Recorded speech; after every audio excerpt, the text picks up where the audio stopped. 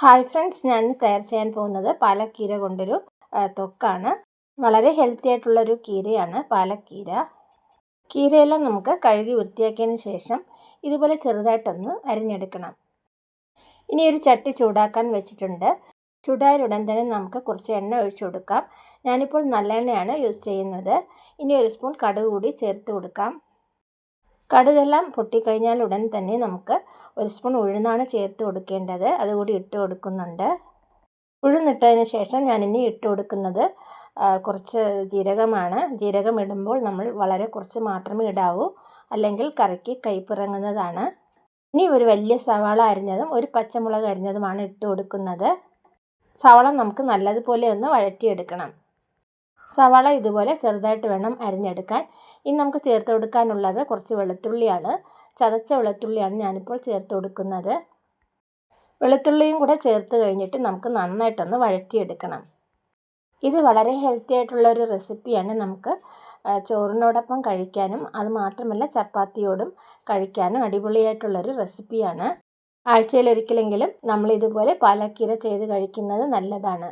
ഇപ്പോൾ നമ്മുടെ സവാളയൊക്കെ നല്ലതുപോലെ വാടി വന്നിട്ടുണ്ട്. ഇനി നമുക്ക് ഒരു വലിയ തക്കാളി അരിഞ്ഞതാണ് ചേർത്ത് കൊടുക്കേണ്ടത്. തക്കാളി ഇതുപോലെ ചെറുതായിട്ടാണ് അരിഞ്ഞ് ചേർത്ത് കൊടുക്കുന്നത്.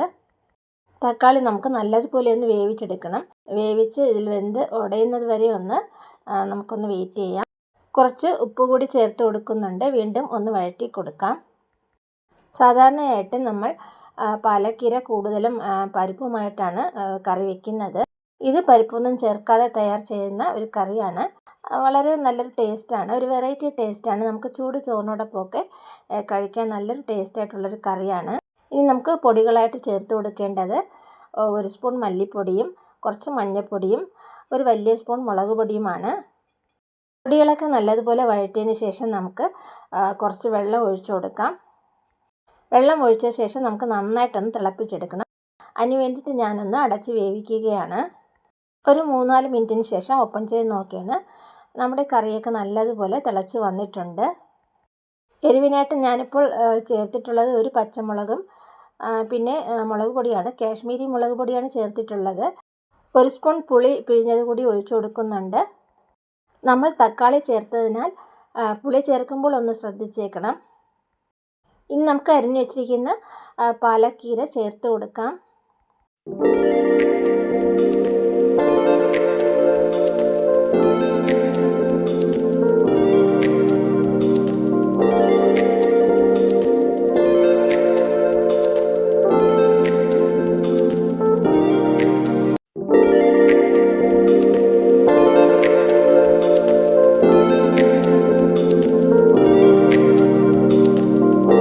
കീരയെല്ലാം നന്നായിട്ടൊന്ന് മിക്സ് ചെയ്ത് കൊടുക്കുക. അതിനുശേഷം നമുക്ക് വീണ്ടും ഒന്ന് അടച്ച് വേവിക്കാം. വീണ്ടും ഞാനൊന്ന് ഓപ്പൺ ചെയ്ത് നോക്കുകയാണ്. നമ്മുടെ കറിയൊക്കെ നല്ലതുപോലെ തിളച്ച് വരുന്നുണ്ട്. നമുക്ക് കുറച്ച് വെള്ളം കൂടി വറ്റി കിട്ടാനുണ്ട്.